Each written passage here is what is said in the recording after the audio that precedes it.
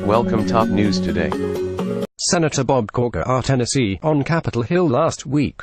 Melina MaraThe Washington Post. It was just a few months ago that Bob Corker, soon after announcing his retirement from the Senate, began to blast President Trump, calling him a childlike president who was putting the United States on the path to World War III. Trump fired back, tweeting that the Tennessee Republican had begged for his endorsement and couldn't get elected dog catcher. But in recent days the two men have reconnected, warming the long, chilly and acrimonious relationship as Corker has moved closer to shelving his retirement plans and launching a late re-election bid. Corker has had several conversations with the president in which the possibility of a 2018 campaign has been broached, according to 5 Republicans who were not authorized to comment on the discussions. Corker also has been cultivating his bonds with the Trump family and top White House staffers, they added, and Monday he met with Ivanka Trump, the president's daughter and senior advisor, for coffee. There was more activity Tuesday as Corker met with Vice President Pence at the Capitol, although aides insisted the meeting was unrelated to politics, and Republican colleagues said he was leaning toward launching a campaign. You'd see the Bob Corker who almost completely supports the president's agenda, who has a common relationship with the president, but who from time to time will disagree with the president. Tom Ingram, a political confidant of the senator, said when asked to characterize a possible Corker campaign. Explaining the easing of past differences with Trump, Ingram shrugged.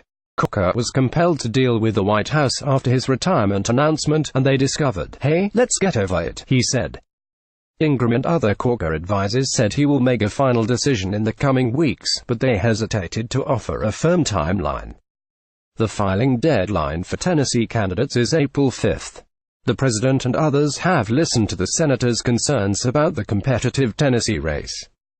But Trump has not made a decision on whether he would give his blessing to a comeback, a White House official said.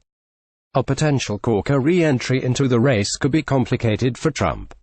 Representative Marsha Blackburn Tennessee is the front-runner for the nomination and a strong ally of the president. Her campaign had strong words for the prospect of a Corker bid. "Anyone who thinks Marsha Blackburn can't win a general election is just a plain sexist pig," Blackburn campaign spokeswoman Andrea Bozick said in a phone interview with The Washington Post. "She's the best fundraiser in the country and is beating Phil Bredesen in several polls. We aren't worried about these ego-driven, tired old men." Still, Corker's thaw with Trump represents a remarkable turnaround for a lawmaker who had emerged as a razor-sharp critic inside a party that has largely been reticent to offer more than occasional reprimands of the president. While many elected Republicans privately grouse about Trump, it has often only been those who are safely ensconced in political winter or are retiring, such as Sen. Jeff Flake Ramirez, and, until this week, Corker, who have spoken up. Those who will face voters this year mostly remain wary of alienating the president's supporters, who they are counting on to stave off a potential Democratic wave. Corker's moves signal that he is closer than ever to rejoining the GOP's rank and file, where being a Trump ally is accepted these days as necessary, especially in a red state, a far cry from the drama-filled days in October when Corker called the White House an adult daycare and a reality show. Corker's reconsideration sparked tensions in Tennessee on Tuesday over whether the senator's flirtation with a return is an attention-seeking gambit by an indecisive politician or an effort by a veteran Republican to help his party hold on to the seat and protect its slim Senate majority. Democrats nationally are hoping to expand their Senate map in the South after Alabama Democrat Doug Jones's upset Senate victory in a December special election. The likely Democratic Senate nominee in Tennessee, former Governor Bredesen, is a proven winner statewide, and his chances have been rated as competitive by nonpartisan election analysts.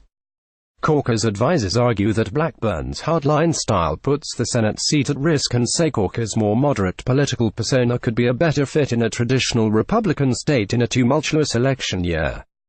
Politico reported Monday that an internal GOP poll last month showed Bredesen beating Blackburn in a hypothetical election, a poll that has been widely circulated by Corker's allies. Blackburn, 65, raised more than $2 million in the final quarter of last year, and she had more than $4.5 million on hand last month.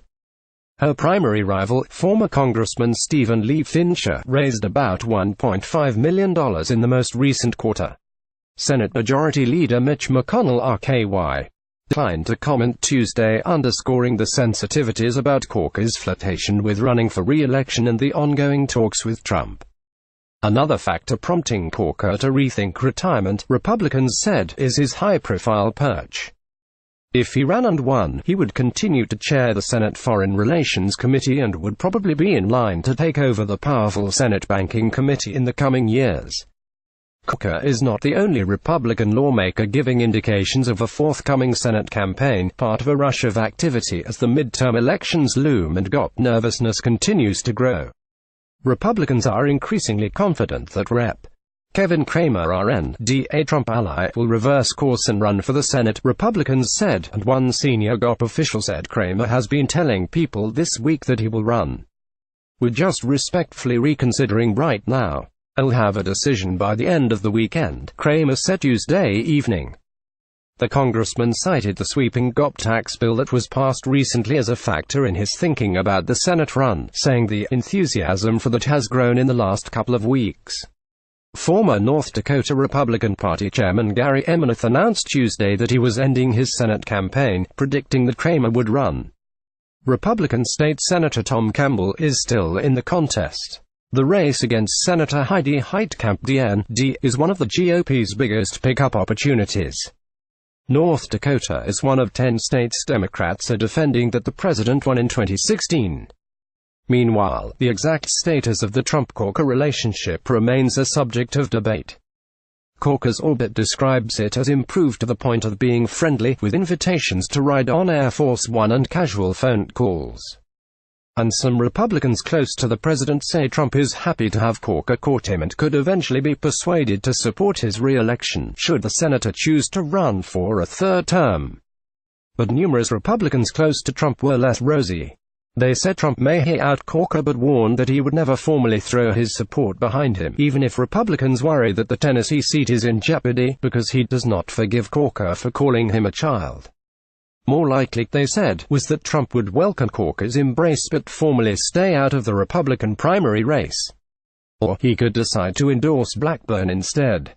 Corker stayed mum Tuesday. "I don't want to talk about anything," he told reporters. Paul Kane contributed to this report.